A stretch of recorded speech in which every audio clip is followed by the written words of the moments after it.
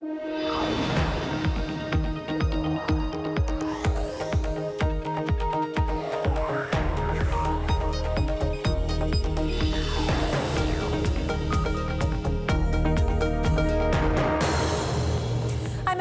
San Francisco, and this is Bloomberg Technology. Coming up in the next hour, President Trump holds a gathering of conservative social media users. Why he says he'll be summoning unnamed social media companies to the White House in the next, quote, week or two. Plus, Amazon wants to retrain workers, and it says it's going to spend hundreds of millions of dollars to do it. This as the company is under intense public scrutiny over how it treats its warehouse employees. And Twitter under the sun. Valley, that is. We'll hear what CFO Ned Siegel thinks about not getting an invite to the president's meeting. Before we get to our top story, we're awaiting remarks from President Trump, who's expected to address his controversial efforts to add a citizenship question to the U.S. Census at a White House press conference shortly. Meantime, the Trump administration has wrapped a closed-door social media summit at the White House. Missing from the event were the biggest social media companies themselves. The administration billed the summit as a gathering to, quote, bring together digital leaders for a robust conversation on the opportunities and challenges of today's online environment. But while Google, Facebook, and Twitter were not invited, various conservative lawmakers, organization leaders, and internet personalities were on the list of attendees, many of whom echo President Trump's complaints that social media silences conservative voices. Joining us to discuss, Bloomberg's Kurt Wagner. So, Kurt, what do we know about what happened behind those closed doors? Yeah, he did make some comments afterwards and say, you are journalists, you are influencers. Do I even thank you for getting me into the presidency? People kind of laughed, and he's like, well, maybe not, but maybe so. And it just kind of gives you a sense of who these people are, right? These are people who are kind of supporters of President Trump or who he sees as allies in the media. You mentioned that the big tech companies weren't actually there. So it's a little bit tough to imagine that there was much progress made in terms of fixing social media's biggest problems. I imagine it was a lot of just talking about, similar complaints that they might all have. There were also several conservative lawmakers, some of whom echoed President Trump's complaints. The president was on a roll this morning, tweeting about this ahead of the summit. He said, would I have become president without social media? Yes, probably. A big subject today will be the tremendous dishonesty, bias, discrimination, and suppression practiced by certain companies. We will not let them get away with it much longer. So sort of a hint there about what was discussed. Yeah, there is this whole conversation that we've now been having for a couple of years that these platforms are biased against conservative viewpoints. I mean, we've had congressional hearings about that. Certainly, President Trump has talked about it a lot. He's called out Facebook and Twitter individually as being those who are squashing these conservative viewpoints. So that was definitely the belief going into this, and what it sounds like has come out of it is that it was a lot of that, similar rhetoric. Right. So the question is, will anything get accomplished as a result of this? The president has said that the U.S. government should sue Google and Facebook for sort of unspecified reasons. I don't imagine anything will. I mean, it's hard to imagine anything would have come out of it had they even been there. The fact that the companies themselves weren't there, I mean, they've been hearing these complaints. They're not, these things have been on social media for a long time. Like, we keep talking about them year after year. So it's not as if they're unaware of these ideas, and without them being in the room to actually, talk about a particular policy change, it's hard to imagine something changes. Meantime, during this meeting, Twitter went down. The irony. Any idea if it was related? Twitter did not say it was related. They said it was some kind of a technical glitch. CEO Jack Dorsey tweeted, that he's proud of the engineering team for getting it back up and going. I think they're either fully back or certainly very close. I know my Twitter was down and now seems to be working. But as far as I know, nothing official that they are related. We did speak to Twitter CFO Ned Siegel. We're going to hear that later in the hour, who was at Sun Valley, Idaho, and happened to be on Bloomberg television in the middle of this outage, in the middle of this summit. And he didn't have much detail to add. But what have the companies said in general about not being invited? Well, they haven't said anything, for the record. But the idea that they're not invited is a little bit interesting because, again, all the complaints are about them, right? And if they're not in the room, it's hard to really expect Facebook or Twitter to do anything differently. I also feel that these accusations of bias and conservative kind of bashing, we have yet to really see any hard evidence that that's the case. There are a lot of individuals who like to complain about it, but it's not as if this is, Fox News, for example, has a lot of very popular Facebook posts. So it's, the word gets out. Now, at this little mini press conference after the social media summit, the president said he would be inviting or summoning the companies to the White House in the next week or two. You know, give us a sense of how the companies have engaged thus far with this particular administration, because they have. You know, Jack Dorsey recently met with President Trump, Jack Dorsey himself. Yeah, they have showed up in Washington a lot, not always necessarily, of course, with President Trump, but you may remember a lot of tech founders showed up very shortly after his election, and they kind of did this awkward meeting where you could see Sheryl Sandberg sitting next to, you know, the Google founders and all of that stuff. And so it's not as if people are unwilling to, you know, have a conversation. I think the issue is that usually when they show up, it ends up becoming some kind of a bashing session. And lately, especially with Facebook, we've seen that to be the case, where they come to these hearings and they're routinely accused of conservative bias or being too big, and not a lot gets accomplished. And so I'm not sure how eager they are to necessarily keep showing up if again, nothing actually happens. Meantime, there's, you know, potential pending antitrust investigations against Facebook and Google. Is all of this related? Is there some grand plan here or not? I don't know if there's a plan, but it is related, and it's related to Facebook's power, right? I mean, we talk, antitrust is all about how much power they have and the influence. We talk about the conservative viewpoints thing. I mean, that's a power conversation as well. Does Facebook have the power to leave up or take down certain opinions and thoughts? And so all of this really comes back to that kernel and the idea that Facebook in particular is almost too big for its own good. All right, well, we'll be watching to see what happens in the next couple of weeks. A quote from the president: "We're going to be calling a big meeting of the companies in a week or two. They have to be here." Yes. That is what he said Okay. earlier. Kurt Wagner, who covers social media for us, thank you. Now to a story we continue to watch. The White House will investigate a French plan to impose taxes on global technology companies. The move, a prelude to what could lead to new U.S. tariffs under the Trump administration. Tech giants like Amazon and various trade groups are supporting the move. Sarah McGregor leads our U.S. economic coverage for Bloomberg, joins us now from LA. So, Sarah, it's fascinating that the president has assailed these technology companies, Facebook, Google, and the like, for anti-conservative bias, and yet at the same time, the U.S. is going to bat for them, announcing they'll investigate this plan by France to tax tech companies, which, to be fair, most of them are U.S. global technology companies. I'd ask you the same question. What is the strategy here?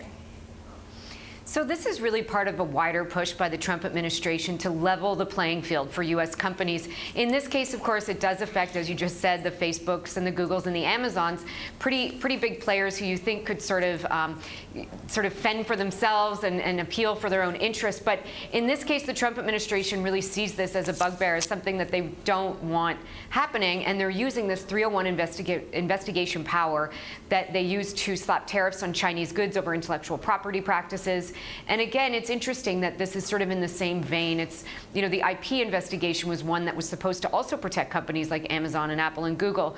And in the end, you know, they haven't been the biggest proponents of it. They haven't been loudly out supporting the Trump administration using tariffs to try and level the playing field in what would be their favor. Now, more specifically, the Senate in France passed a bill to impose a 3% tax on global technology companies. France has in the past asked the U.S. to work on, quote, a fair digital tax. So give us the context here. So France is the first country, it will be the first country once the president signs this bill into law that was passed by the Senate today. It will be the first country in the European Union to pass a digital tax, but it's certainly not the only one who's trying. The UK is. We also see countries like the Czech Republic that wants, you know, even a higher tax, 7% and 5% taxes. So it's definitely, there's a movement towards this. And I think what it stems from is that these countries see that, you know, a country can be based in the US and of course pay corporate taxes here, but they're actually gaining a lot of revenue from countries all over the world, and they want a piece of that. Of course, for the companies, they see this as double taxation. They're not only paying taxes in the US now, they're going to have to pay them abroad. And so I think, you know, there's a big push to try and get a global agreement on this, I think, so that there's it sort of smooths out things and it's not just a patchwork of separate digital taxes all over the world. But in the meantime, there'll definitely be legal challenges in France, whether it's through the EU or the local courts or against bilateral tax treaties that they have. This is the U.S. is preparing to negotiate a new and limited trade agreement with France. I mean, how likely is it that this will lead to new tariffs? So, of course, France is part of the European Union, and as a customs union, they face uniform taxes. So it's hard to imagine. No one can really exactly spell out the case if the Trump administration does try and slap a tariff on France, how that would be implemented, though no one rules it out, as unconventional as it would seem. Another strategy that some people have talked about, and again, this is all speculation, is maybe the Trump administration could put a tax on EU goods, but it targets French exports, and I'm thinking things like wine or other things like that. So again, this is just the start of the investigation. We do not know what the outcome will be or what the recommendations are, but ultimately what we do know is that Trump has the final say in these kind of investigations. What he decides goes. He has unilateral authority as the president. So what do you make of the fact that at the same time that the U.S. is trying to protect these tech companies abroad, the president himself is also attacking these companies here at home? You've got, looming potential antitrust investigations against tech companies. You've got these complaints about anti-conservative biases. You've got the president saying the U.S. government should sue Google and Facebook. How does that make sense? A lot of the trade policy does leave us a little bit perplexed sometimes. It seems to be divorced from some of the principles that the Trump administration stands for.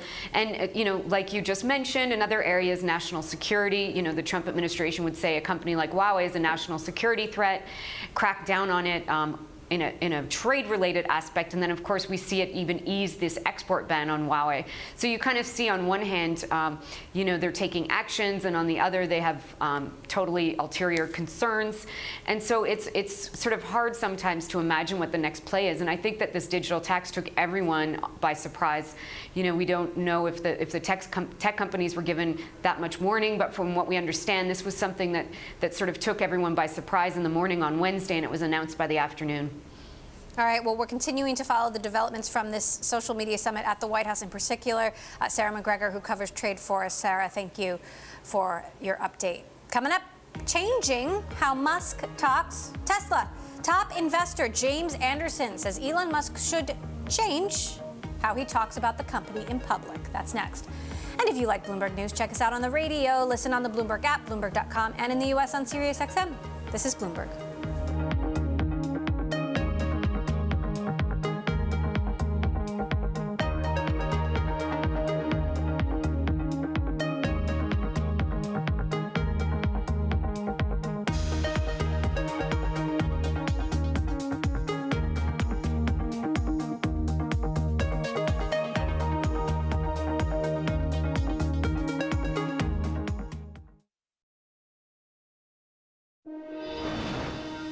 For the third time in the last year, Tesla's largest outside shareholder is openly advocating for Elon Musk to fine-tune his approach to communicating with the market.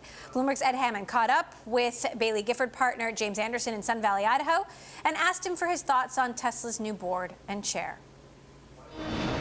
Quite encouraged, Ed, and I know I have no foresight here. I remember saying to you this time a year ago that we wanted a period of peace. It didn't really happen. Well, not immediately, but then it has subsequently. No, and I think that's what one's looking for on a structural level. I mean, the last thing we want to do, and I would be resilient about this, is to anyway crimp the great gifts and extraordinary achievements that Mr. Musk does have.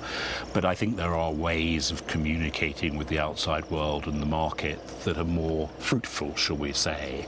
And I think we do see ways that we can gradually work towards that. And I very much hope that he is not opposed to that in any way. Would that mean a social media blackout for him? Oh, I don't think it needs to be a blackout, but I think it does mean that, one should, on the whole, try not to give too many targets that may not be attainable with specific dates at establishment. And I don't think one wants sudden reversals of policy. And I hope that's not too much for a major shareholder to ask.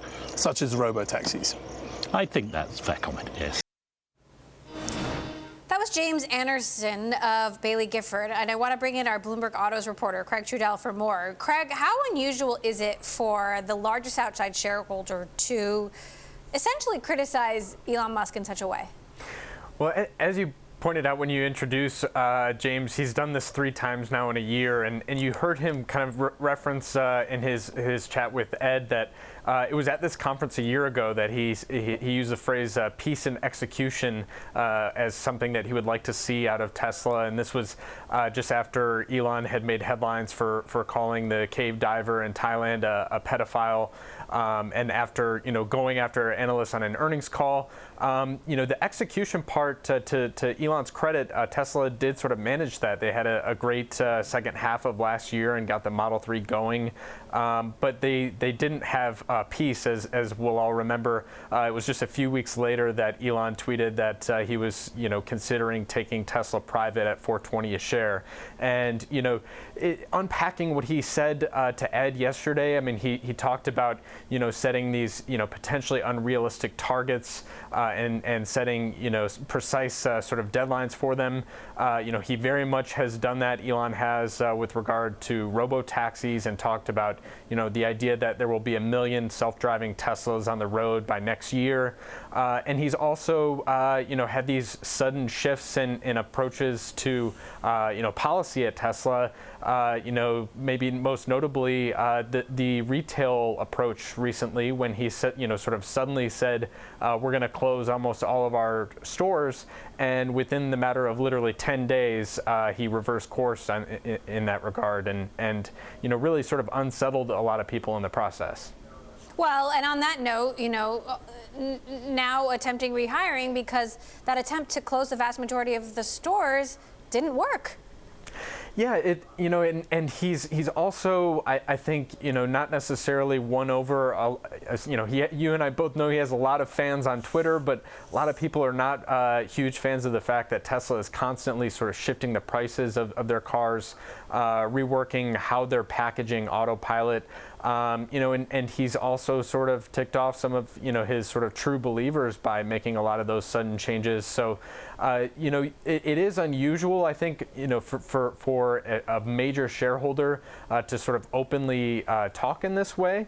But I think in this case, as you heard from James, he is very sort of even-handed of sort of praising the brilliance of Elon on one hand, and on the other hand sort of politely asking if he could sort of sand around the edges a little bit.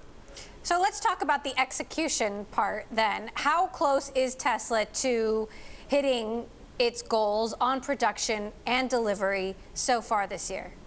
Well, we got our hands on a memo earlier this week. Josh Idelson out there in San Francisco got his hands on an email from the automotive president of the company talking about expanding production at Fremont, the plant in California, where right now they're making all of their cars. On the Model 3 side, they're doing extremely well. I think they really caught a lot of people off guard with just how strong a second quarter they had with that car. But sort of under the radar, there is still a remaining bit of concern on the part of the analysts and investors that the S and X aren't doing so well. And you've heard Elon or seen Elon on Twitter come out and say that an updated or refreshed Model S or Model X isn't in the offing.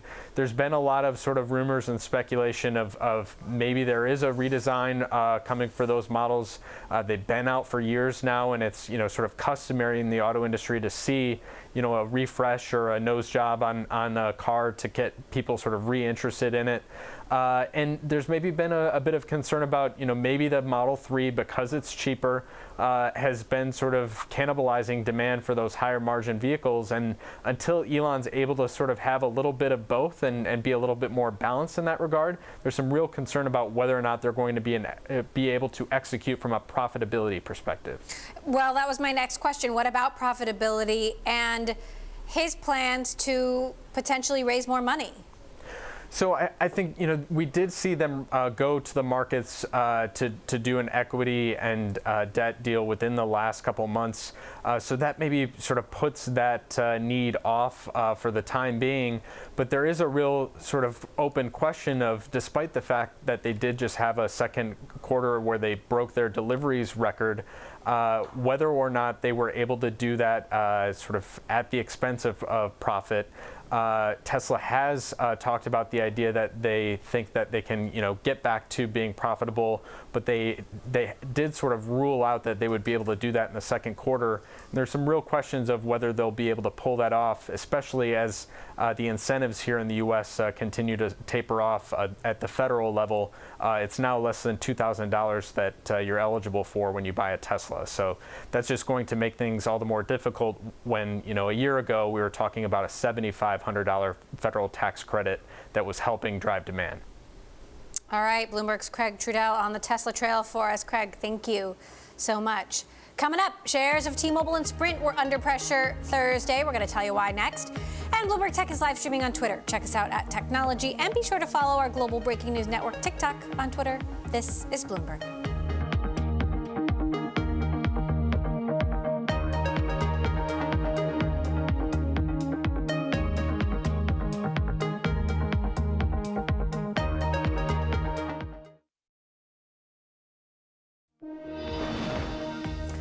Well, AI programs have been beating human poker players for years, but now Facebook may have designed the ultimate card shark.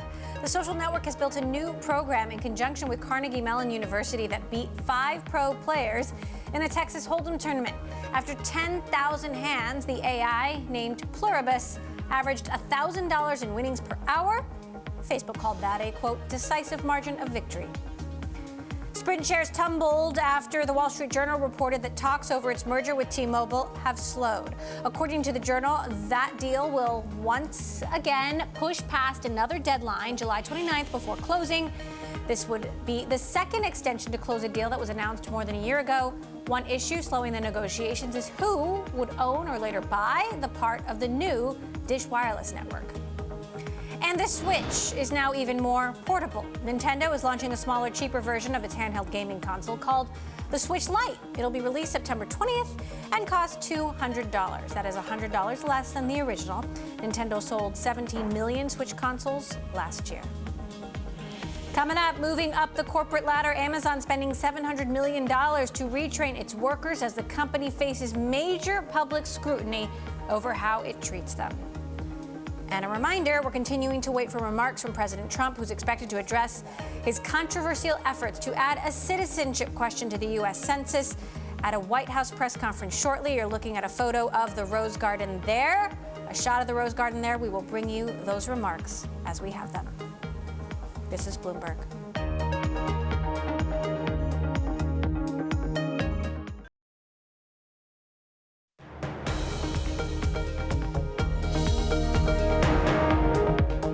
This is Bloomberg Technology. I'm Emily Chang in San Francisco. Amazon has announced it'll spend $700 million to retrain about a third of its U.S. workforce. The goal? To give 100,000 workers skills needed to thrive in the new economy. Amazon says the training will allow workers to move into more highly skilled jobs within the company or find new careers elsewhere. Joining us now are Bloomberg Tech Senior Executive Editor Brad Stone and Bloomberg's Josh Idelson. So, Josh, tell us exactly how this new program is going to work. So Amazon is pitching this as one of the largest workforce investments of this kind that any company has made. They say it will help people who are in jobs like warehouse jobs get into better, more appealing jobs. They say it will help workers who want to get better jobs outside of Amazon eventually get training, get schooling, move on to something. And so clearly it's about some combination of making those less appealing Amazon jobs more appealing, as well as helping people move into potentially more appealing ones. So you're saying if you're packing boxes in an Amazon warehouse, you could potentially become a software engineer as a result of this program? Amazon says they are going to provide a whole range of sorts of training that will include helping people move into jobs involving hot areas like software. Brad, I assume it's no coincidence that this is happening at a time when Amazon has been under fire for how it treats its warehouse workers. Well, Amazon has been under fire for that for a long time. I mean, I think like last year's $15 an hour wage increase, there's a practical reason for this and then a kind of preventative reason. The practical reason is it's a highly competitive market right now for workers. There are 6 million unemployed Americans and 7.4 million job openings. Amazon cited that Bureau of Labor Statistics point in their press release today. They're competing with Walmarts and everyone else. That's the practical reason, right? It sweetens the pot for new workers. The preventative reason is that Amazon's under fire today, but one day when it's the largest employer in the country, hypothetically, Walmart's about double right now, think about how much fire it will be under. And for that day, they want to make sure that they're not just seen as a kind of authoritarian, ruthless employer. Well, and as you said, this is not a new issue, but then why now? Why is Amazon suddenly caring? Well, I mean, I think it's that they're beginning to get a lot of pressure from politicians, scrutiny from D.C. and in Europe. It's Bernie Sanders today, but tomorrow it could be kind of both ends of the political spectrum. And it's their growth. I mean, they're growing, 20% top line per year. They're about probably 1 million employees around the world if you count those temporary workers. Walmart, again, about 2 million. But you can see a day when Amazon becomes the largest employer in the world. And when that happens, the pressure will be heavy. Josh, talk to us about the broader labor trends we're seeing here. On the one hand, we talk a lot about the lack of workers to fill technical roles, skilled technical roles. But on the other hand, there's been this explosion of warehouse jobs, given what Amazon, you mentioned Walmart, are doing. Also a decline in sort of traditional retail jobs. What are the sort of dynamics happening at the ground level that, has led Amazon to do this? Well, you have, by some measures, the tightest labor market in half a century. You have companies complaining that they say there's a shortage of the types of workers that they want. And of course, some management and economics experts would respond, well, are you offering enough money? Well, exactly. What are these workers that they want to accept, $8 an hour? What kind of workers do they want? But also when we talk about whether there are shortages, part of the question management experts would point out is how much of the work you expect people to do you expect them to walk in being able to do? And so there's a difference between saying you have to walk in the door and know 100% of the things you'll do versus 60 or 80%. And so here we see Amazon recognizing that to get people in the positions they want at the rate that they want to pay them, they may need to do some of that training. The other thing going on, of course, is you see waves of worker activism at places like Walmart, like McDonald's, like Uber. We reported that there's going to be a strike on Prime Day at a warehouse in Minnesota, and that's a place where it's become an epicenter of activism among Amazon warehouse workers, and that is not unrelated to the political scrutiny on the company and the labor market conditions. And, as you mentioned, you've done a lot of reporting on the experiences of these workers, this Prime Day strike coming up. Talk to us about a sort of day in the life of an Amazon warehouse worker. There have been sort of comedic spoofs on this, how we get our packages so fast, but, this is the real life of a lot of people who are doing really hard work. One of the biggest issues that's led workers to organize is this issue of productivity quotas, of what the rate is that they're expected to accomplish. And these workers in the Minneapolis area, for example, say that the rate is an issue in terms of the security of the jobs because of people getting terminated over it, and in terms of the safety of the job because of the pressure to produce. And some people who've been organizing around these issues are not going to be satisfied by the idea that Amazon will help them get some training to someday get some other job somewhere else or at Amazon doing something else. So, Brad, talk to us about how that is related to, of course, the competition between Amazon and Walmart and all of these companies to deliver faster, better, smarter. One-day delivery. That's right. Yeah, as bad as conditions are now in an Amazon fulfillment center, they're likely only to get tougher. And we talk about, safety and workers having to walk around. Amazon's been addressing a lot of that, and then there are kind of repercussions for that. For the life of an Amazon worker these days, it's often standing still, having robots come to them. Immensely repetitious work that almost makes the workers resemble robots, right? They're just doing things over and over. And, it's boring, right? And and it's an outgrowth of this push to same-day delivery, ever faster, automating warehouses, and these upskilling, these training programs kind of offer workers who want to stay with Amazon a way out of that repetition. All right. Well, we'll be watching to see how this plays out in practice. Brad Stone, Josh Idelson for Bloomberg. Thank you. All right, coming up, we're going to head to Sun Valley, Idaho, and chat with Kitty Hawk founder Sebastian Thrun. Just when will we see those flying cars? That's next. This is Bloomberg.